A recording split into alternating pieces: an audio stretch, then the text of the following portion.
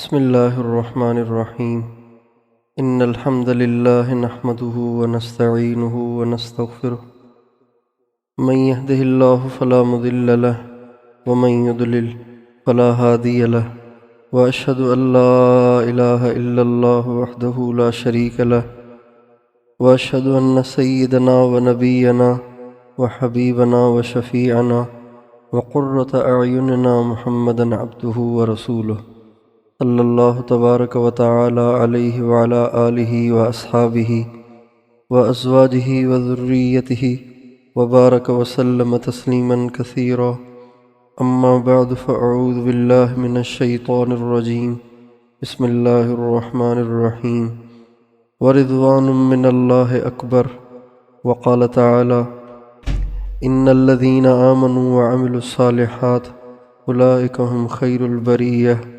جزاؤهم عند ربهم جنات عدن تجری من تحتها الانہار خالدین فیها رضی اللہ عنہم ورضوا عنہ سبحان ربک رب العزت عما یصفون وسلام علی المرسلین والحمد للہ رب العالمین اللہم صل علی سیدنا محمد وعلی آل سیدنا محمد وبارک وسلم۔ ایک مسلمان مرد اور عورت کی یہ ضرور خواہش ہوتی ہے کہ میرا اللہ مجھ سے راضی ہو جائے۔ ایمان اگر مضبوط ہو تو یہ خواہش پورے زوروں پر ہوتی ہے، اور ایمان اگر کمزور ہو، اللہ تعالیٰ سے تعلق کمزور ہو، تو پھر یہ خواہش کمزور پڑ جاتی ہے، دوسری خواہشات کے نیچے دب جاتی ہے۔ اور مومن مرد اور عورت اس بات کی تلاش میں رہتے ہیں، ایسے مواقع ڈھونڈتے ہیں کہ جن مواقع میں اللہ تعالیٰ کو راضی کیا جا سکے۔ چنانچہ مومن مرد اور عورت ایسا موقع ہاتھ سے نہیں جانے دیتے کہ جس میں اللہ تعالیٰ سے اپنے گناہوں کو بخشوانے اور اللہ تعالیٰ کی رضا کو حاصل کرنے کے امکانات ہوں، اور اس کے وعدے ہوں، اور اس کی امید ہو۔ ایک مومن مرد اور عورت جب اسے اپنے گناہوں کا احساس ہوتا ہے، اپنی غلطیوں کا احساس ہوتا ہے، اپنی خطاؤں کا احساس ہوتا ہے، تو دن رات اسے یہ بات ستاتی ہے کہ میں نے اتنی ساری خطائیں کر لی ہیں، اب میں اپنے اللہ کو کیسے راضی کروں، میں کیسے اپنے روٹھے ہوئے رب کو مناؤں۔ ان کو اس بات کی ٹینشن ہوتی ہے۔ نبی کریم صلی اللہ علیہ وسلم کے پاس جب لوگ آتے تھے، بیعت کرتے تھے، مسلمان ہوتے تھے، تو یہ بات بہت سے لوگوں نے ہمارے نبی سے پوچھی کہ یا رسول اللہ، اب ہم نے اسلام تو قبول کر لیا، لیکن پیچھے جو ہم سے اتنے بڑے بڑے جرائم ہوئے ان کا کیا ہوگا؟ اس سے پتہ چلتا ہے کہ اسلام میں داخل ہونے کے بعد جب انسان واقعی اسلام میں داخل ہو اور واقعی وہ اللہ تعالیٰ سے جڑ جائے، تو پھر یہ بات اس کی ٹینشن بن جاتی ہے کہ اب میں اللہ کو کیسے راضی کروں، اب میں نے جو گناہ کیے ہیں اس کا کیا ہوگا۔ نبی کریم صلی اللہ علیہ وسلم ان سے فرمایا کرتے تھے، ان الاسلام یہدم ما کان قبلہ وان الہجرۃ تہدم ما کان قبلہا۔ جب کوئی مسلمان ہوتا ہے، اسلام میں داخل ہوتا ہے، تو اسلام سے پہلے جتنے بھی اس نے گناہ کیے ہوں وہ سب کے سب معاف ہو جاتے ہیں۔ اسی طرح جو مکے میں رہتے تھے، جب کہ نبی کریم صلی اللہ علیہ وسلم مدینے میں تھے، تو اس زمانے میں مکے کو چھوڑ کر مدینے کی طرف آنا، جب مکے میں کفر کا ماحول تھا اور خود نبی کریم صلی اللہ علیہ وسلم مدینہ منورہ میں تھے، تو ایسے زمانے میں مکے کو چھوڑ کر مدینے آنا اور نبی کریم صلی اللہ علیہ وسلم کی صحبت میں رہنا یہ فرض عین تھا۔ تو آپ علیہ السلام نے فرمایا، ان الہجرۃ تہدم ما کان قبلہا۔ جب انسان کفر کا جو گڑھ مکہ ہے اس کو چھوڑ کر نبی کی طرف ہجرت کرتا ہے، نبی کے شہر کی طرف ہجرت کرتا ہے، تو یہ ہجرت اللہ کو اتنی پسند ہے کہ اللہ تعالیٰ اس کے پچھلے تمام گناہوں کو معاف فرما دیتے ہیں۔ تو ایک مومن بندے اور مومن بندی کو یہ پریشانی ضرور ہوتی ہے اور یہ کانٹا اس کے دل میں چبھا رہتا ہے کہ میں جو اتنے گناہ مجھ سے ہو گئے ہیں زندگی میں، کیونکہ ہر انسان خطا کار ہے۔ اللہ تعالیٰ فرماتے ہیں حدیث قدسی میں، کل بنی آدم خطاء وخیر الخطائین التوابون، آدم کی ساری اولاد ہی خطا کار ہے۔ دنیا میں جتنے مرد رہتے ہیں ان میں سے کوئی بھی دودھ کا دھلا ہوا نہیں ہے، دنیا میں جتنی عورتیں رہتی ہیں ان میں سے کوئی بھی پاک صاف نہیں ہے، خطائیں سبھی سے ہوتی ہیں، کسی سے نظر کی ہو جاتی ہے، کسی سے زبان کی ہو جاتی ہے، کسی سے کان کی ہو جاتی ہے، کسی سے کوئی ہو جاتی ہے، کسی سے کوئی ہو جاتی ہے، خطائیں سبھی سے ہوتی ہیں۔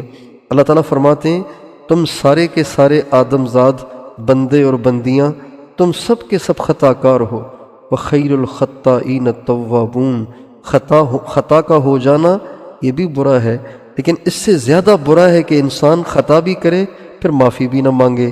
اللہ تعالیٰ فرماتے ہیں وخیر الخطائین التوابون، سب سے اچھے گناہ گار، سب سے اچھے خطا کار وہ بندے اور بندیاں ہیں جو پھر ساتھ ساتھ توبہ بھی کرتے رہتے ہیں۔ کپڑے سبھی کے میلے ہوتے ہیں لیکن کپڑے میلے چھوڑ نہیں دیے جاتے بلکہ پھر ساتھ ساتھ دھوئے بھی جاتے ہیں۔ اگر کوئی اس لیے کپڑے دھونا چھوڑ دے کہ میلے تو ویسے ہی ہو جائیں گے تو یہ تو کوئی عقل کی بات نہ ہوئی۔ اسی طرح انسان سے خطائیں ہوتی رہتی ہیں، انسان کو چاہیے کہ اللہ تعالیٰ کے سامنے جھکتا رہے، معافی مانگتا رہے، اللہ کو راضی کرتا رہے، اللہ پاک کو مناتا رہے۔ چنانچہ نبی کریم صلی اللہ علیہ وسلم باوجود نبیوں کا امام ہونے کے، باوجود نبیوں کا سردار ہونے کے، باوجود خاتم النبیین ہونے کے، وجہ کائنات ہونے کے، اور باوجود معصوم اور پاک ہونے کے، آپ روزانہ سینکڑوں کی تعداد میں اللہ تعالیٰ سے معافی مانگتے تھے۔ آپ علیہ السلام کا ارشاد ہے واللہ انی لاستغفر اللہ فی اليوم اکثر من 70 مرتن، اللہ کی قسم میں روزانہ اپنے رب سے 70 سے زیادہ دفعہ اپنی خطاؤں کی معافی مانگتا ہوں۔ یہ امت کی تعلیم کے لیے، امت کو سمجھانے کے لیے تھا کہ جب اتنے بڑے نبی اللہ تعالیٰ سے معافی مانگ رہے ہیں اور اتنی بڑی تعداد میں معافیاں مانگ رہے ہیں تو گناہ گار بندے بندیوں کو اللہ سے کتنی معافی مانگنی چاہیے۔ اللہ تعالیٰ مہربان ہے اپنے بندوں پر، اپنی بندیوں پر ماؤں سے زیادہ مہربان ہے۔ ماں اپنے بندوں پہ، ماں اپنے بچوں پہ اتنی مہربان نہیں ہو پاتی جتنا اللہ اپنے بندے پر مہربان ہے۔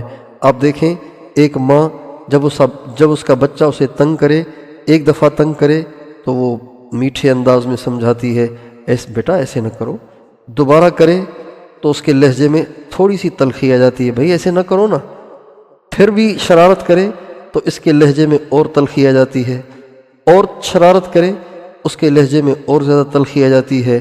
بالآخر 3-4 دفعہ کے بعد جب وہ اپنی حرکت سے باز نہ آئے تو آخر ماں جس نے جنا ہے وہ بھی جوتا اٹھا لیتی ہے، ڈنڈا اٹھا لیتی ہے، دھمکیاں دینا شروع کر دیتی ہے، باپ کو شکایت لگانے کی دھمکی دینا شروع کر دیتی ہے، بعض دفعہ پٹائی بھی کر دیتی ہے، اور بعض دفعہ نہ سمجھ ہو تو کوسنے اور بد دعائیں دینے بھی لگ جاتی ہے۔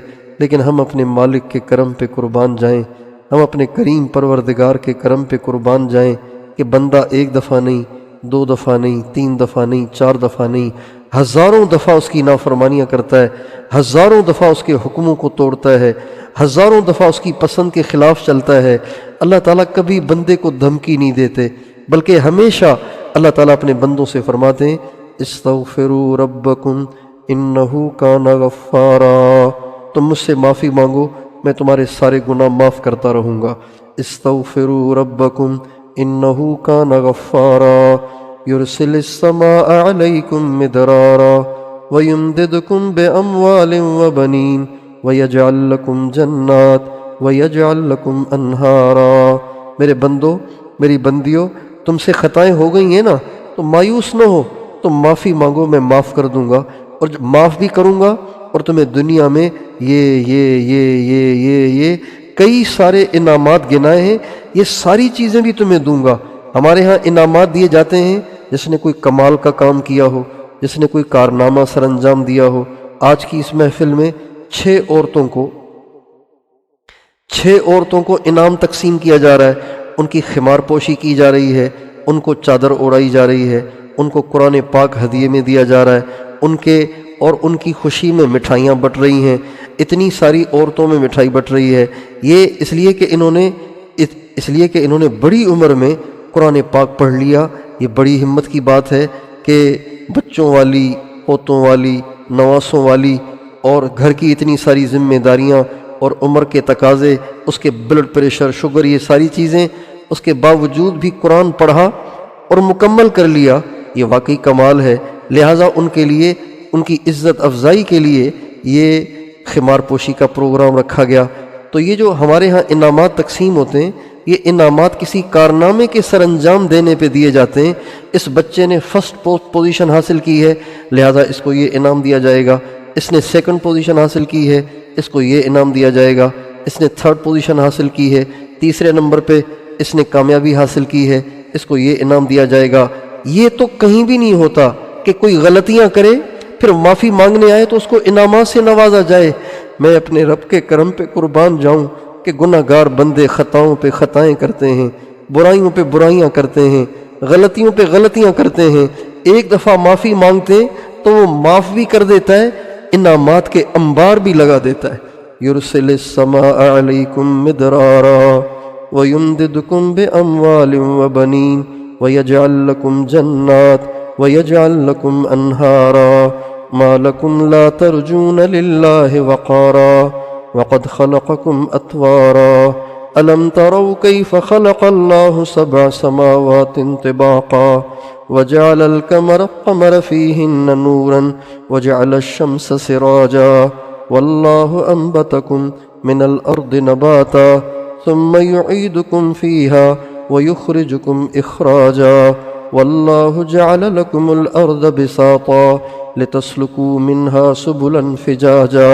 ان آیتوں میں اللہ تعالیٰ نے ساری دنیا کے گناہ گاروں کو، مردوں کو، عورتوں کو مخاطب کر کے ان کو معافی کی ضمانت دی ہے کہ تم معافی مانگو، میں تمہیں معاف کر دیتا ہوں۔ دنیا میں ایسا کون ہے کہ جس کی دل آزاری کی جائے اور پھر وہ خود کہے کہ معافی مانگو اور ضمانت بھی دے دے کہ معاف بھی کر دوں گا؟ جب انسان کسی کی دل آزاری کرتا ہے، کسی کی حق تلفی کرتا ہے، کسی بڑے کی نافرمانی کرتا ہے، تو وہ پہلے ضمانت نہیں دیتا کہ میں معاف کر دوں گا، تم آؤ تو صحیح نا۔ ایسے تو کوئی بھی نہیں کرتا۔ اللہ پاک اتنے بڑے ہونے کے باوجود، اتنی بڑی ذات ہونے کے باوجود، ہم سب کے خالق اور مالک ہونے کے باوجود معافی کی دعوت بھی دے رہے ہیں اور پہلے ہی ضمانت بھی دے رہے ہیں۔ یعنی یہ تو یوں ہوا جیسے کسی بچے سے کہا جائے آپ انٹرویو دے دیں، ہم وعدہ کرتے ہیں کہ ہم آپ کو پاس کر دیں گے، تو یہ تو انٹرویو نہ ہوا، یہ تو فارملٹی ہو گئی۔ اللہ تعالیٰ اپنے بندوں کو خود دعوت دے رہے ہیں کہ تم مجھ سے معافی مانگو، اے میری گناہ گار بندیو، اے میرے گناہ گار بندو، تم مجھ سے معافی مانگو، میں تمہیں پہلے ہی ضمانت دیتا ہوں، میں تمہیں معاف کر دوں گا اور تمہیں اتنے اتنے اتنے اتنے انعامات سے نوازوں گا، یہ بھی دوں گا، یہ بھی دوں گا، یہ بھی دوں گا۔ کیا دوں گا؟ یرسل السماء علیکم مدرارا، اگر تم پر بارش کی کمی ہے تو میں بارش برساؤں گا۔ آج کے زمانے میں، آج کے حالات کے لحاظ سے اس کی تعبیر یوں کریں گے، میں تمہاری مہنگائی ختم کر دوں گا۔ یرسل السماء علیکم مدرارا ویمددکم باموال وبنین، اور میں تمہیں مال بھی دوں گا، بیٹے بھی دوں گا۔ وَيَجْعَلْ لَكُمْ جَنَّاتٍ وَيَجْعَلْ لَكُمْ أَنْهَارًا، اور میں تمہیں باغات بھی دوں گا، یعنی ذریعہ معاش بھی دوں گا، اور میں تمہیں نہریں اور دریا بھی دوں گا جن کے ذریعے سے تمہارے ذریعہ معاش کو تقویت ہو اور اس سے تمہارے رزق میں اضافہ ہو۔ یہ سارے انعامات دوں گا۔ کس کو؟ ان کو نہیں جنہوں نے ساری رات تہجد پڑھی تھی، جنہوں نے سارا دن روزے رکھے تھے، جنہوں نے ساری زندگی تبلیغ میں لگائی تھی، ان عورتوں کو نہیں جنہوں نے ساری زندگی پاک دامنی کی گزاری، کبھی زبان سے غیبت کا بول نہیں بولا، کبھی انہوں نے نماز میں سستی نہیں کی، کبھی انہوں نے بدنگاہی نہیں کی، کبھی انہوں نے کوئی گناہ، کوئی خطا نہیں کی۔ یہ ان کے لیے انعامات نہیں ہیں، یہ ان کے لیے انعامات ہیں جنہوں نے ساری زندگی گناہوں میں گزاری ہے، اب گناہوں میں گزار کے آج آ گئی ہیں معافی مانگنے کے لیے، معافی مانگنے پہ یہ سارے انعامات ان کو مل رہے ہیں۔ اللہ تعالیٰ کے کرم پہ قربان جائیں، وہ کتنا مہربان ہے، وہ کتنا کریم ہے، وہ کتنا مہربان ہے۔ اور ایک جگہ اللہ فرماتے ہیں یا ایھا الذین آمنوا توبوا الی اللہ، اے ایمان والو اب واپس آ جاؤ نا۔ توبو کا اصل ترجمہ ہے واپس لوٹنا۔ کوئی کہیں گیا ہے، کوئی کہیں گیا ہے، اب اس کو واپس آنا ہے۔ اس کی اصل جگہ یہ ہے، گیا ہوا کہیں اور ہے، اب اس کو اصل جگہ بلانا ہے۔ اس کے لیے کہتے ہیں تاب یتوب، واپس لوٹنا، اپنی اصل کی طرف واپس لوٹنا۔ اللہ تعالیٰ فرماتے ہیں توبو الی اللہ توبۃ نصوحا، اے ایمان والے مردوں عورتوں اپنے رب کی طرف واپس آ جاؤ نا۔ تم اس کو چھوڑ کے چلے گئے ہو، تمہارے رب کو تم چھوڑ کے چلے گئے ہو، تم واپس اللہ کی طرف آ جاؤ نا۔ یا ایھا الذین آمنوا توبوا الی اللہ توبۃ نصوحا، اور اس جگہ فرماتے ہیں وتوبوا الی اللہ جمیعا ایھا المؤمنون لعلکم تفلحون، اے ساری دنیا کے ایمان والے مردوں عورتوں سب کے سب مل کر اللہ کی طرف واپس آؤ، سب کے سب اللہ کی طرف مل کر واپس آؤ۔ کوئی بھی اللہ سے دور نہ رہے، کوئی بھی اللہ سے ٹوٹا نہ رہے، سب کے سب اللہ کی طرف آ جاؤ۔ جب تم اللہ کی طرف آؤ گے تو کیا ہوگا؟ لعلکم تفلحون۔ تفلحون کا ترجمہ ہے میں تمہاری دنیا بھی سنوار دوں گا، آخرت بھی سنوار دوں گا۔ دنیا اور آخرت کے سنوارنے کا وعدہ نیکوں سے نہیں کر رہے، ان سے کر رہے جو گنہگار ہیں، صرف ان کی واپسی پر ان کو یہ انعام ملنے والا ہے، صرف ان کے اللہ کی طرف لوٹنے پہ ان کو یہ انعام ملنے والا ہے۔ اور یہ جگہ فرماتے ہیں قل یا عبادی الذین اسرفوا علی انفسہم لا تقنطوا من رحمت اللہ ان اللہ یغفر الذنوب جمیعا انہ هو الغفور الرحیم۔ اے میرے نبی آپ ان سے کہیں۔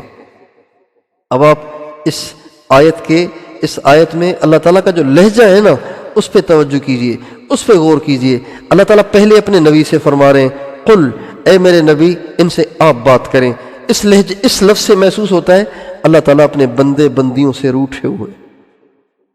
جیسے باپ بہت زیادہ ناراض ہوتا ہے نا بچے پہ، تو ماں سے کہتا ہے سمجھا اسے، اگر یہ ٹھیک نہیں ہوگا تو ماروں گا میں اسے، تو سمجھا اسے، میں نہیں بات کرتا اسے، تو سمجھا اسے۔ اللہ تعالیٰ اپنے نبی سے فرما رہے قل، اے نبی آپ بات کریں۔ پھر اللہ تعالیٰ کی رحمت کو جیسے جوش آ رہا ہے، اور پھر اللہ پاک حضور کو بیچ میں لانے کی بجائے خود سامنے آ جاتے ہیں اور فرماتے ہیں یا عبادی الذین اسرفوا علی انفسہم۔ حالانکہ لفظ یہاں یہ بنتا ہے، اگر قل کے بعد کا لہجہ چلایا جائے تو یہ بنے گا قل عبادی، میرے بندوں سے کہو، لیکن اللہ پاک پہلے حضور کو کہہ رہے، واسطہ بنا رہے، پھر خود حضور کو بیچ سے ہٹا کے خود تشریف لاتے ہیں، خود سامنے آ کے اپنے بندے اور اپنے گنہگار بندیوں اور بندوں سے فرماتے ہیں یا عبادی، اے میرے بندوں۔ اور یہ کتنی بڑی بات ہے کہ اللہ تعالیٰ گنہگاروں کو اپنا کہہ رہے ہیں، گنہگار بندیوں کو اپنا کہہ رہے ہیں۔ یہ کتنی بڑی بات ہے، کتنی بڑی بات ہے۔ اپنی نسبت نہیں کاٹ رہے، اپنے رشتے سے محروم نہیں کر رہے، اپنی نسبت کو نہیں کاٹ رہے، نسبت کو باقی رکھ رہے ہیں گنہگاروں کو۔ اور وہ کون بندے؟ وہ نہیں جنہوں نے چھوٹے موٹے گناہ کیے ہیں۔ کون؟ الذین اسرفوا علی انفسہم، جنہوں نے گناہوں میں ساری حدیں پار کر دی ہیں۔ اسراف کہتے ہیں انتہا کو آگے نکل جانے والے کو، حدود پار کر دینے والے کو۔ الذین اسرفوا علی انفسہم، اے میرے وہ بندو، اے میری وہ بندیوں جنہوں نے اپنی جانوں پہ انتہا کے ظلم کیے ہیں، بہت برائیاں کی ہیں، بہت گناہ کیے ہیں۔ کیا فرماتے آگے؟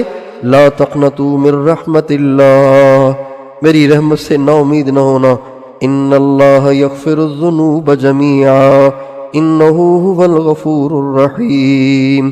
میں تمہیں ضمانت دیتا ہوں جب تم آؤ گے میں تمہارے سارے ہی گناہوں کو معاف کر دوں، سارے ہی گناہوں کو معاف کر دوں۔ اللہ تعالیٰ کتنا مہربان ہے۔ اس لیے جو مومن بندہ اور مومن بندی ہوتے ہیں، ان کو اگر ان کے دل میں اللہ کی کچھ اہمیت ہے، اگر ان کے دل میں اللہ کی کچھ محبت ہے، تو ان کو یہ فکر ضرور ہوتی ہے کہ یا اللہ ہم تجھے کیسے راضی کریں، غلطیاں تو ہم سے ہوئی ہیں، اب ہم آپ کو کیسے منائیں، یہ ان کو فکر رہتی ہے۔ لہٰذا وہ اس کے मौके तलाश करते हैं। इसी वजह से जब रात आती है तो अल्लाह वाले ज़्यादा खुश होते हैं। अल्लाह वालों को रात से ज़्यादा खुशी होती है, दिन से कम खुशी होती है, इसलिए कि रात अल्लाह को मनाने का बहुत बड़ा ज़रिया है। हमारे नबी का इरशाद है, जब रात का आखिरी तिहाई हिस्सा रह जाता है, आजकल रात शुरू होती है तकरीबन 6 बजे से, मगरिब 6 बज के चंद मिनट से शुरू होती है, मगरिब 6 बजे शुरू होती है, मगरिब से रात शुरू होती है। तो 6 बजे से लेके हमारे यहाँ हाला में 5:50 पे रात ख़त्म हो जाती है, सुबह सादिक हो जाती है। तो इसको भी चलें 6 समझ लें, तो 12 घंटे की रात हुई। तो ये जो आखिरी 4 घंटे ना, आखिरी 4 घंटे, हमारे नबी का इरशाद है, इन आखिरी 4 घंटों में अल्लाह ताला पहले आसमान पे तशरीफ़ लाते हैं और पहले आसमान पे तशरीफ़ लाकर खुद अल्लाह आवाज़ें लगाते, हल मिन दाइन फअस्तजीब लहू, हल मिन साइलिन फअतियहू, हल मिन मुस्तगफिरिन फअगफिर लहू। है कोई तुम में दुआ करने वाला, मैं उसकी दुआएं कबूल करूं? है कोई तुम में से सवाल करने वाला, मैं उसकी झोलियां भर दूं? है कोई तुम में से गुनाहों की बख्शिश चाहने वाला, मैं उसके गुनाहों को माफ़ कर दूं? इसलिए अल्लाह वालों को रात से ज़्यादा लगाव होता है बनिस्बत दिन के, इसलिए कि रात को अल्लाह से उनकी लौ लगती है, रात को उनका अल्लाह से ताल्लुक़ कायम होता है, रात को अल्लाह बहुत करीब आ जाते हैं, बहुत करीब आ जाते हैं। और दुनिया के सारे ताल्लुकात रात को बाकी नहीं रहते हैं, अल्लाह पाक के साथ ताल्लुक़ मजबूत हो जाता है। इसलिए अल्लाह वालों को रात को ज़्यादा मज़ा आता है। जब सूरज की रोशनी आने लगती है तो वो फिर से रात का इंतज़ार करते हैं, और जब रात आती है तो उनकी खुशी का कोई ठिकाना नहीं होता, और फिर वो मुसल्ले बिछाते हैं, और फिर वो लंबे लंबे सजदे करते हैं, और फिर वो अपने हाथ दुआओं के लिए उठाते हैं, और फिर उनकी आंखों से आंसू बहना शुरू होते हैं, और फिर वो अल्लाह से लो लगा के बैठते हैं और अल्लाह के सामने रोते हैं। हज़रत उवैस क़रनी रहमतुल्लाह अलैह जब रात होती थी तो इशा के बाद अपने आप से कहते, यार आज तो सजदा करने को दिल कर रहा है, चुनाचे सारी रात सजदे में गुजार देते। कभी फरमाते आज तो रुकू करने को दिल कर रहा है, चुनाचे सारी रात रुकू में गुजार देते। कभी फरमाते आज तो क़याम करने को दिल कर रहा है, चुनाचे सारी रात क़याम करते रहते। हज़रत अम्मा फ़ातिमतुज़ ज़हरा रज़ी अल्लाह तआला अन्हा, हज़रत अम्मा फ़ातिमतुज़ ज़हरा रज़ी अल्लाह तआला अन्हा, हज़रत अम्मा फ़ातिमतुज़ ज़हरा रज़ी अल्लाह तआला अन्हा, बाज़ दफ़ा ऐसे हुआ कि इशा की नमाज के बाद 2 रकात की नीयत बांधी और इतनी लंबी 2 रकात पढ़ी कि फजर की अजान हो गई और हज़रत फ़ातिमा की 2 रकात चलती रही, इतनी लंबी 2 रकात। इसलिए अल्लाह वालों को रात से ज़्यादा मोहब्बत होती है, इसलिए कि रात को अल्लाह से ज़्यादा कुर्ब हासिल होता है, और रात को अल्लाह से जल्दी मुलाकात होती है, और रात को अल्लाह की तरफ ध्यान भी जल्दी जमता है। रात को तन्हाई में रोना भी ज़्यादा आता है, और अल्लाह से ताल्लुक़ बनाने में मज़ा भी ज़्यादा आता है। इसलिए नबी करीम सल्लल्लाहु अलैहि वसल्लम रात को किसी दुनिया के काम में नहीं लगते थे, बल्कि रात का अक्सर हिस्सा आपका अल्लाह की इबादत में गुजरता था। तो जो ईमान वाले मर्द होते हैं, ईमान वाली औरतें होती हैं, उनको इस मौके की तलाश होती है कि मैं अल्लाह को किस वक्त राज़ी करूं, मैं अल्लाह को कैसे राज़ी करूं, मैं अपने गुनाहों को कैसे बख्शवाऊं, मैं अपने अल्लाह को कैसे राज़ी करूं और कैसे उसको मनाऊं। और इसके लिए वो मौके तलाश करते हैं। और पूरे साल के अंदर सबसे ज़्यादा अल्लाह ताला को राज़ी करने का जो मौका आता है, जो लंबा टाइम, थोड़े थोड़े मौके तो आते रहते हैं, जैसे तहज्जुद का वक्त है, कबूलियत का वक्त है, फ़र्ज़ नमाज के बाद का जो टाइम होता है, ये भी कबूलियत का टाइम होता है। हमारे नबी सल्लल्लाहु अलैहि वसल्लम से किसी ने पूछा, तिरमिज़ी शरीफ की हदीस है, अय्यु दुआए अस्मा, या रसूल अल्लाह, सबसे ज़्यादा अल्लाह ताला किस वक्त दुआएं सुनता है, सबसे ज़्यादा अल्लाह किस वक्त दुआएं कबूल फरमाते हैं? तो आप अलैहिस्सलाम ने फरमाया, सबसे ज़्यादा अल्लाह ताला फ़र्ज़ नमाज़ों के बाद दुआएं कबूल फरमाते हैं और रात के आखिरी पहर में दुआएं कबूल फरमाते हैं।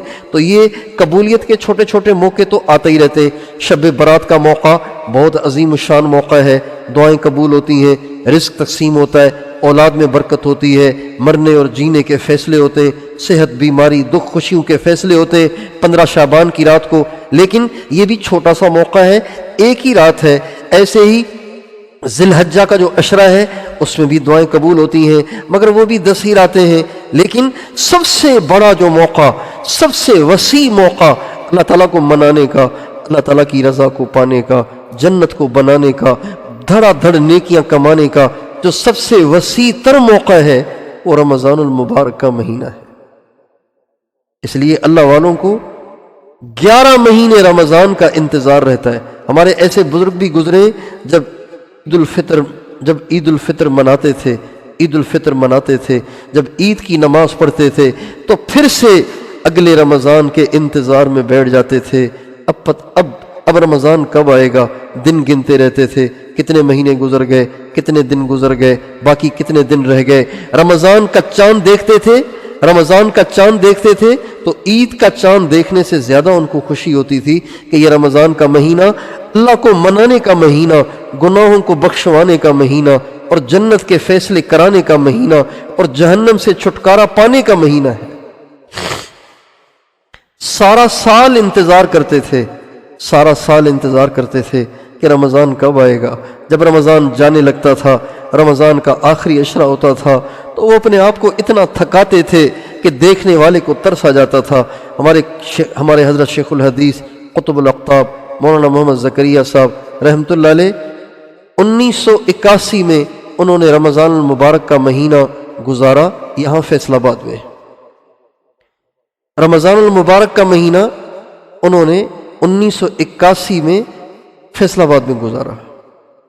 تو ہمارے حاجی صاحب عبد الوہاب صاحب وہ فرماتے میں حضرت شیخ الحدیث مولانا محمد زکریا صاحب رحمۃ اللہ علیہ کی خدمت میں حاضر ہوا جب رمضان کا سارا مہینہ انہوں نے فیصل آباد میں حضرت مفتی زین العابدین صاحب کے مدرسے میں اعتکاف میں گزارا پورا مہینہ، اور ہزاروں لوگ ان سے ملنے جا رہے تھے، بڑے بڑے علماء، بڑے بڑے مشائخ نے جا کے ان کے ساتھ اعتکاف کیا۔ تو فرماتے جب میں حضرت شیخ الحدیث صاحب سے ملنے گیا تو حضرت شیخ الحدیث صاحب نے فرمایا، بھائی عبد الوہاب، میں نے پورا مہینہ تمہارے پاکستان سے نہ کوئی پانی کا گھونٹ پیا ہے، نہ کوئی میں نے روٹی کا ایک لقمہ کھایا ہے۔ پورا مہینہ پاکستان سے کوئی روٹی کا ٹکڑا نہیں کھایا اور کوئی پانی کا گھونٹ نہیں پیا، بس سحری میں، افطاری میں 1-2 گھونٹ زمزم کے اور 1-2 کھجور مدینے کی، بس اسی پہ سحری، اسی پہ افطاری۔ تو اللہ والے جو ہوتے ہیں وہ رمضان المبارک کا مہینہ آتے ہی اپنے آپ کو تھکاتے ہیں کہ اللہ کو منانے کا مہینہ آ گیا، اللہ کو راضی کرنے کا مہینہ آ گیا، اور اللہ پاک اس مہینے میں اتنے خوش ہوتے ہیں کہ رمضان کے آنے سے پہلے ہی اللہ تعالیٰ جنت کو سجانا شروع کرتے ہیں۔ فرشتوں سے فرماتے، جنت کی حوروں سے فرماتے، غلمانوں سے فرماتے، جنت کو سجاؤ میرے بندے میری بندیاں، ان قریب دنیا کے دکھوں سے گزر کر اب وہ جنت میں آنے والے ہیں، لہٰذا ان کے لیے جنت کو سجاؤ۔ جیسے کسی گھر میں دلہن نے آنا ہوتا ہے، کسی گھر کی طرف دلہن کی رخصتی ہونی ہوتی ہے تو وہاں اس گھر کو سجایا جاتا ہے، اس لیے کہ اس گھر کی طرف دلہن آ رہی ہے۔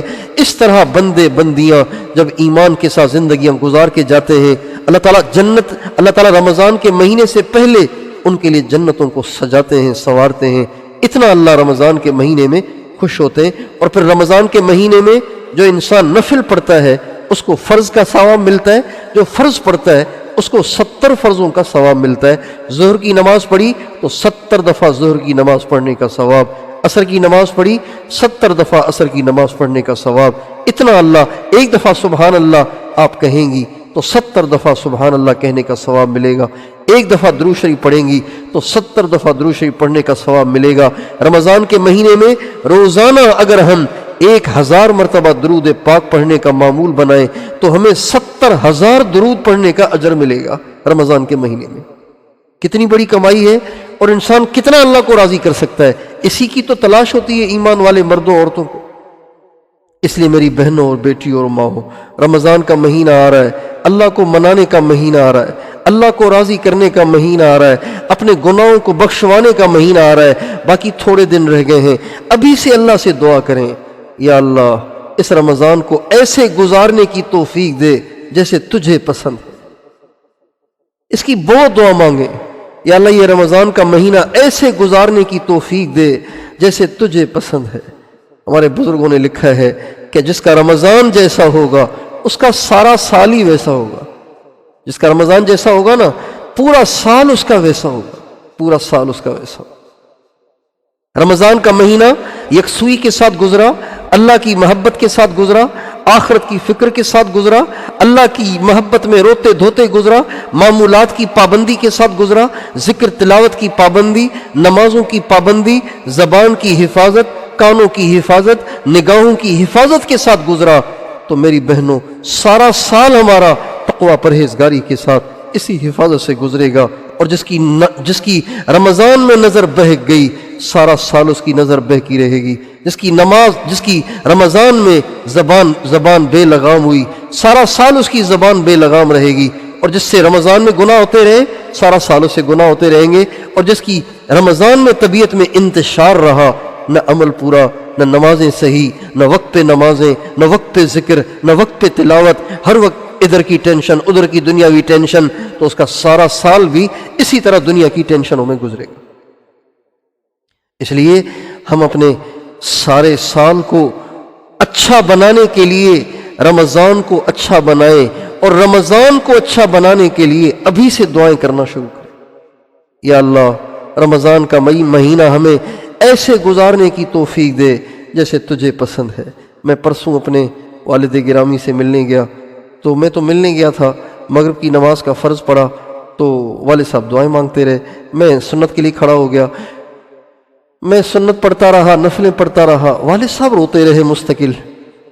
تو میں قریب جا کے میں نے کان جو لگایا تو والد صاحب رو رو کے یہ دعائیں کر رہے تھے. یا اللہ کوئی تراویح نہ چھوٹے، کوئی روزہ نہ چھوٹے، کوئی نماز نہ چھوٹے، اعتکاف نہ چھوٹے، یا اللہ تلاوت نہ چھوٹے، یا اللہ قرآن نہ چھوٹے.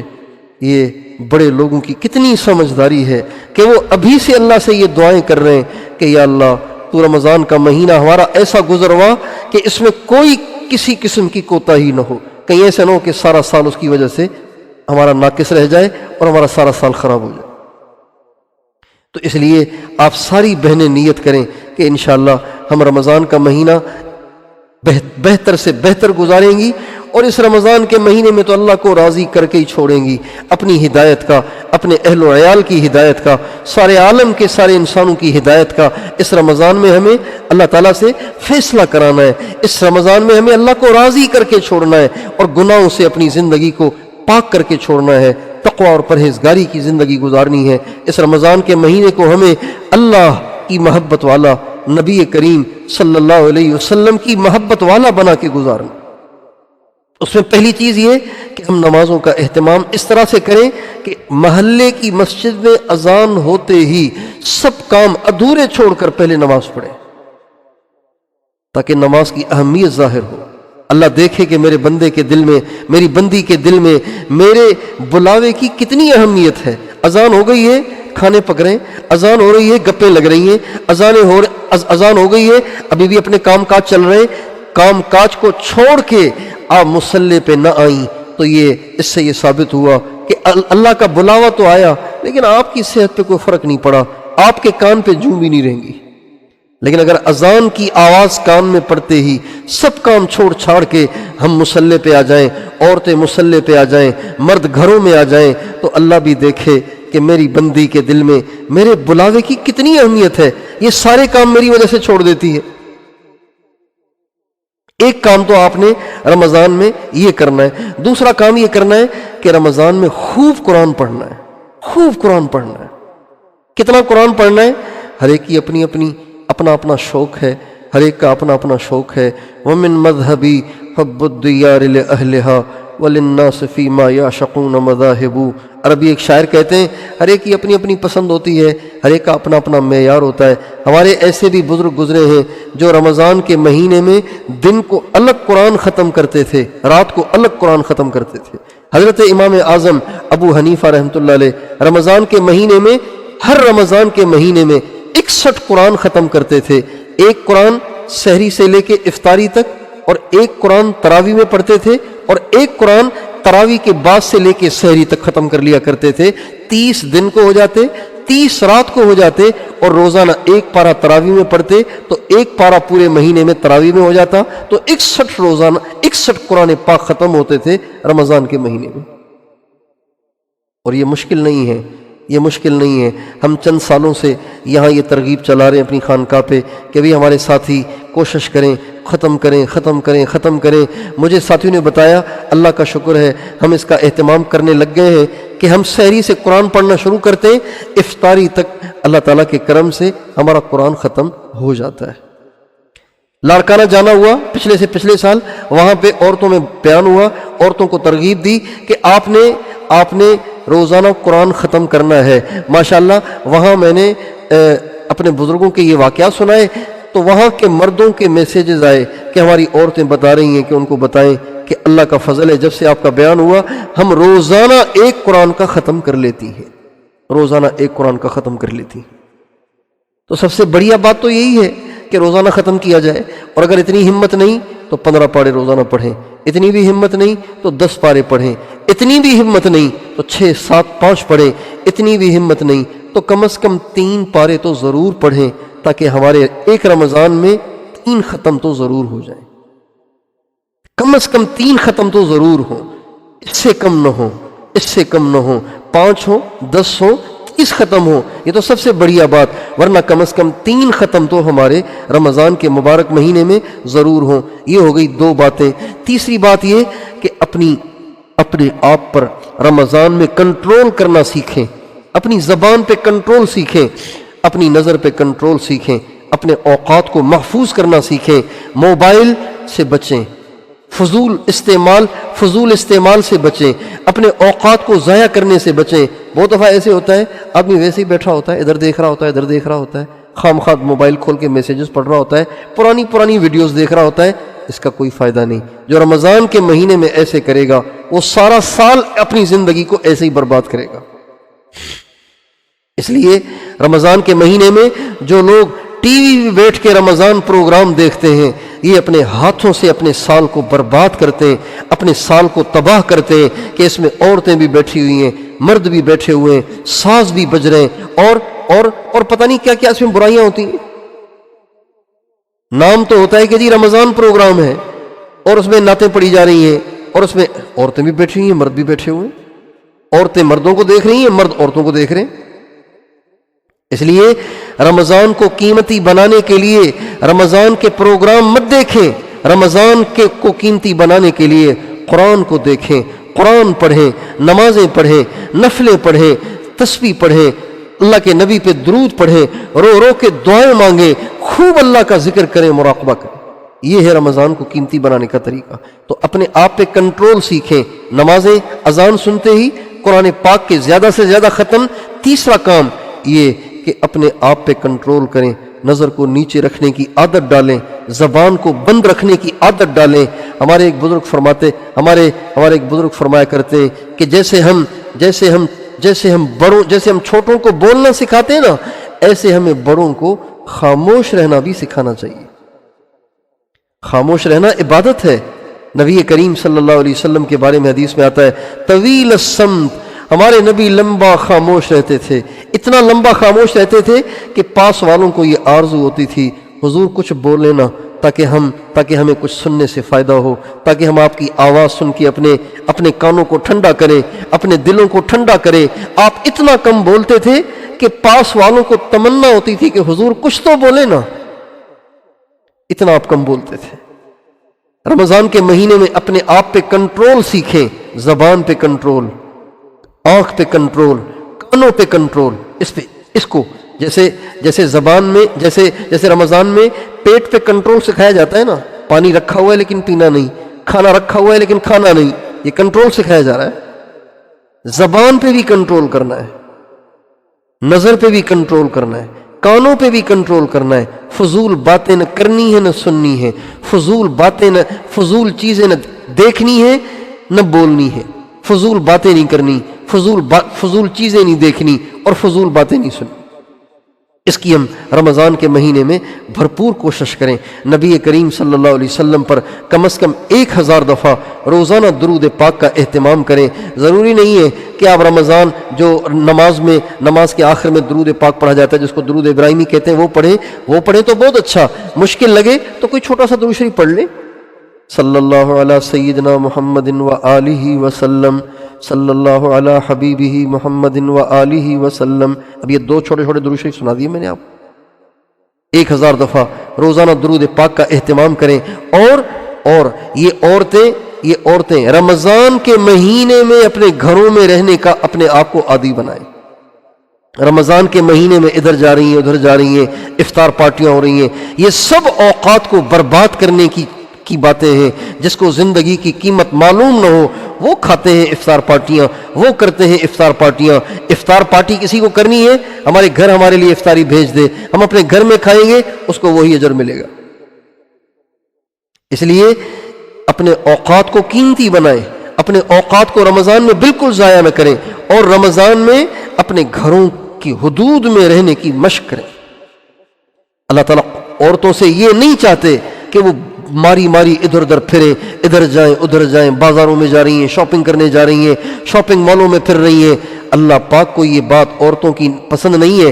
صرف دین کے لیے، دین سیکھنے کے لیے، دین کی محنت کے لیے مجبوری کے درجے میں عورتوں کو اس کی گنجائش دی جاتی ہے، ورنہ عورتوں کے لیے اللہ کی منشا یہ ہے وَقَرْنَ فِي بُيُوتِكُنَّ وَلَا تَبَرَّجْنَ تَبَرُّجَ الْجَاهِلِيَّةِ الْأُولَىٰ۔ اے عورتوں گھر میں ٹھہری رہو، گھر میں قرار پکڑو، گھر میں پڑی رہو۔ عورت کی حفاظت گھر میں ہے، عورت کی حفاظت نکلنے میں نہیں ہے۔ عورت کی حفاظت گھر سے نکلنے میں نہیں ہے، عورت کی حفاظت گھر سے نکلنے میں نہیں ہے، عورتوں کی حفاظت گھر میں رہنے میں ہے۔ عورت کو عورت کہتے ہیں، عورت کسے کہتے ہیں؟ عورت کہتے ہیں چھپانے کی چیز کو۔ عورت کہتے ہی چھپانے کی چیز کو ہے، عورت کہتے ہی چھپانے کی چیز کو ہے، عورت کہتے ہی ہیں چھپانے کی چیز کو۔ عورت کہتے ہیں عورت کو اس لیے کہ وہ چھپانے کی چیز ہے، وہ ظاہر کرنے کی چیز نہیں ہے۔ پردے کے ساتھ بھی نکلنے میں احتیاط برتی جائے، پردے کے ساتھ بھی نکلنے میں احتیاط برتی جائے۔ ایک تو آج کل پردے نہیں رہے، آج کل کے پردے نہیں رہے۔ پردے کا کیا مطلب ہوتا ہے سمجھیے؟ تمام بہنیں، بیٹیاں، مائیں جتنی یہاں بیٹھی ہوئی ہیں، میں ان سب کو ہاتھ جوڑ کے عرض کر رہا ہوں، سمجھیں کہ پردے کا مقصد کیا ہے، پردہ کیوں اڑایا گیا ہے۔ پردے کا مقصد یہ ہے کہ کوئی میلی نظر عورت پہ نہ پڑے، یہ ہے پردے کا مقصد، کہ عورت پہ کوئی میلی نظر نہ پڑے، عورت پہ کوئی میلی نظر نہ پڑے، عورت پہ کسی گندے کی گندی نظر نہ پڑے۔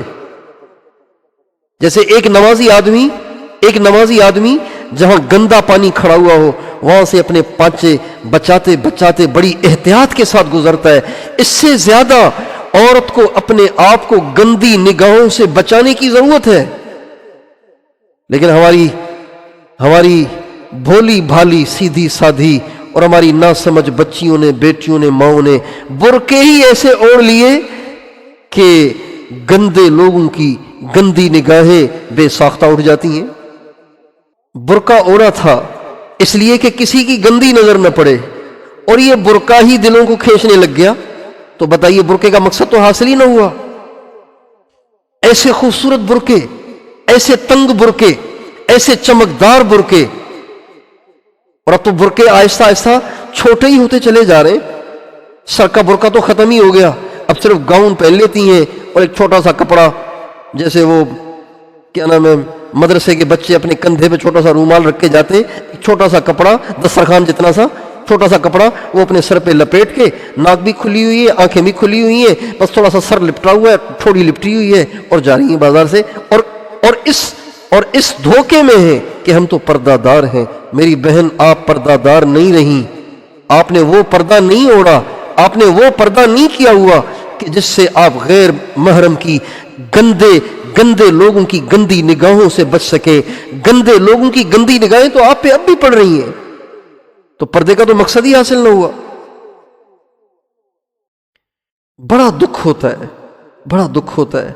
मैं अपने शहर में देखता हूँ हमारी नौजवान बच्चियाँ, मदरसों में पढ़ने वाली भी, दीनदारों की बीवियाँ भी, बेटियाँ भी, बुर्के ओढ़े हुए तो हैं लेकिन उनके बुर्के वो नहीं हैं कि जिससे वो मैली निगाहों से बच सकें, गंदी निगाहों से बच सकें। हम गए कोहाट, वहाँ मैंने मस्तूरात में बयान हुआ, एक इलाका है KDA, और ये इलाका ऐसे जैसे डिफेंस होता है, कराची में डिफेंस है, लाहौर में डिफेंस है, बड़े बड़े अफसर, पूरे मुल्क के बड़े बड़े अफसर वहाँ रहते हैं। वहाँ बयान हुआ मस्तूरात में। अब वहाँ पे सिर्फ पठान नहीं है, पठान भी हैं, पंजाबी भी हैं, सिंधी भी हैं, बलोची बरोई, ये सारे के सारे अफसर सारे के सारे हैं, उनकी औरतें वहाँ ठहरी हुई हैं, वो ठहरे हुए हैं। वहाँ पे बयान हुआ तो मैंने वहाँ बयान में ये इस बात की तरगीब दी कि भाई आप सारी की सारी बहनें, ये जो पठानों की पुरानी बूढ़ी औरतें बड़े बुरके पहनती हैं ना, टोपी वाले सफेद बुरके, बड़े ये वाले बुरके पहने। वो जो बुरके का मकसद है ना, बुरके का मकसद कि औरत की तरफ कोई मेली निगाह न उठे, किसी गैर महरम मर्द का उसकी तरफ दिल माइल न हो। ये बात तो इसी बुरके से हासिल होती है, काले बुरके से हासिल नहीं होती। मैं आपको क्या बताऊं, वहां बयान हुआ इतने औरतों ने बुरकों के ऑर्डर दिए, इतने बुरकों के ऑर्डर दिए वहां की औरतों ने कि दर्जियों ने कहा मेहरबानी करें 1 महीने तक हमारे पास कोई काम ना आए, हमारे पास इतना काम हो गया है कि हमारे पास अब टाइम नहीं है, दिन रात 1 महीने तक हमारे पास गुंजाइश नहीं है। इतनी औरतों ने ऑर्डर दिए। फिर लाहौर में बयान हुआ, लाहौर में और किन में बयान हुआ, काश्तकारी करने वाली हारी औरतों में नहीं, गरीब झोपड़ों में रहने वाली औरतों में नहीं, देहाती औरतों में नहीं, यूनिवर्सिटी और कॉलेज में पढ़ने वाली और पढ़ाने वाली औरतों में, वो बच्चियां जो वहां पढ़ रही हैं या पढ़ा रही हैं, सब मॉडर्न नौजवान फैमिलियां, उनमें बयान हुआ। मैंने उनमें ये अल्लाह पाक से मांग के मैंने ये बात रखी, यकीन जानिए मुझे वहम गुमान भी नहीं था कि ये यूनिवर्सिटियों में पढ़ने वाली बच्चियां इतनी हक की मुतलाशी हैं और इतनी इनमें हक की तलब है और इतना इनको हक की इनमें इतनी हक को कबूल करने की गुंजाइश है। वहां थोड़ी देर बात की और उनको इस बुरके की तरगीब दी। इतनी औरतों ने ऑर्डर दिए, इतनी औरतों ने, उन बच्चियों ने जो यूनिवर्सिटियों में पढ़ा रही हैं, खुद प्रोफेसर हैं, लेक्चरार हैं, प्रोफेसर हैं, पढ़ा रही हैं यूनिवर्सिटियों में, कॉलेजेस में, इतनी औरतों ने ऑर्डर दिए कि उनको डेरा इस्माइल खान से इमरजेंसी में बहुत सारे बुरके मंगवाने पड़े। और अब तक ये सिलसिला लाहौर में जारी है। इस बात को 1 साल हो गया। यूनिवर्सिटियों में पढ़ने वाली बच्चियां अगर ये बड़े बुरके पहन के जा सकती हैं, यूनिवर्सिटियों में पढ़ाने वाली बच्चियां लाहौर जैसे मॉडर्न शहर में अगर ये बच्चियां ये बुरके ओढ़ सकती हैं, तो ये हालांकि बच्चियां क्यों नहीं ओढ़ सकती? ये क्यों अपने आप को इतना बड़ा समझती हैं? इसलिए रमजान का महीना आ रहा है, अपने घरों में अपने आप को महदूद करने की मशक करें, घरों में ही रहें, घरों से बाहर मत निकलें। निकले तो ऐसे हाल में निकले कि किसी गैर महरम मर्द का आपको देखने को जी न करे। मेरी बहनों, मेरी बेटियों, मेरी माओ, मेरी इस नसीहत को आप कबूल कीजिए और आप का मजा देखिए। मुझे कल फैसलाबाद से एक नौजवान का, कल नहीं रात मुझे एक नौजवान का, एक फैसलाबाद के एक हाई फाई फैमिली का, बहुत मालदार किस्म की फैमिली के एक नौजवान बच्चे का फोन आया। वो बैत है और उन्होंने भी ये कहीं बयान सुना, कहीं तरगीब सुनी, तो मुझे रात उन्होंने फोन करके कहा, मेरी अभी भी उसकी शादी हुई है, चंद महीने हुए उसकी शादी को, कहने लगे मेरी बीवी ने, अच्छा उसकी जो बीवी है वो इस्लामाबाद की एक बहुत बड़ी फैमिली से है और उसके जो दादा थे वो पाकिस्तान की जो ISI के DG थे। आर्मी में एक शोबा होता है ISI, उसका होता है DG, उसकी वो पोती है। इतनी बड़ी फैमिली से उसका ताल्लुक है। कहने लगे मेरी बीवी ने आपने जो बुरका बताया ना बयान में, वो ओढ़ लिया है। अब उसको बातें तो सुननी पड़ रही हैं, लेकिन मेरी बीवी कहती है इस बुरके में जो मैंने ईमान का मजा चखा है, जो मैंने ईमान की हलावत चखी है, अब चाहे दुनिया कुछ भी कहे, मैंने इस बुरके को अब नहीं बदलना। इतनी बड़ी बड़ी फैमिलियों की बच्चियां ये बुरका पहनने लग गई हैं। मेरी आप सारी बहनों बेटियों से दस्त बस्ता दरखास्त है, रमजान में इसकी मशक करो, घर में रहो, निकलना है तो इस हाल में निकलो کہ کسی مرد کا آپ کی طرف نظر اٹھانے کو دل ہی نہ کرے، دل ہی نہ کرے۔ جیسے کھانے کو ہاتھ لگنے سے کھانا مستعمل ہو جاتا ہے، مستعمل ہو جاتا ہے، کھانے میں وہ برکت نہیں رہتی۔ اسی طرح جس عورت پر غیر محرم کی میلی نگاہیں پڑتی ہیں اس کی عصمت میں وہ برکت نہیں رہتی، اس کے حسن میں برکت نہیں رہتی، اس کی جوانی میں برکت نہیں رہتی، اس کی زندگی میں برکت نہیں رہتی، جس پہ غیر محرموں کی میلی نگاہیں پڑی ہوں۔ غیر محرم کی میلی نگاہ برکتیں اٹھا دیتی ہے۔ اس لیے اس دھوکے میں نہ رہے کہ ہم تو بڑی پردہ دار ہیں، ہم تو برقع پہنتی ہیں۔ وہ برقع ہے کہ جس کو پہننے کے بعد غیر محرم کی نظر، غیر محرم کا نظر اٹھا کے دیکھنے کو دل ہی نہ کرے، میلی نظر ہی نہ پڑے، دل ہی مائل نہ ہو۔ میری دعا ہے اللہ تعالیٰ آپ ساری بہنوں بیٹیوں کو اس کی توفیق عطا فرمائے، اور رمضان کے مہینے میں کوشش کریں، جیسے میں نے کہا نا، کنٹرول کریں، زبان کو غیبت سے بچائیں، جھوٹ سے بچائیں، ہر برائی سے بچائیں، ہر گناہ سے بچائیں۔ اللہ تعالیٰ مجھے اور آپ کو یہ رمضان المبارک کا مہینہ اپنی پسند کے مطابق گزارنے کی توفیق دے۔ بہت رو رو کے اس کی دعائیں مانگیں، اللہ تعالیٰ ہمیں یہ رمضان کا مہینہ اپنی پسند کے مطابق گزارنے کی توفیق دے۔ بہت سے لوگ پچھلے رمضان میں تھے، اب نہیں ہیں، اس رمضان میں ہوں گے، اگلے رمضان میں نہیں ہوں گے۔ اس رمضان کے مہینے کو ایسے گزاریں گویا یہ ہماری زندگی کا آخری رمضان ہے۔ وآخر دعوانا ان الحمد للہ رب العالمین۔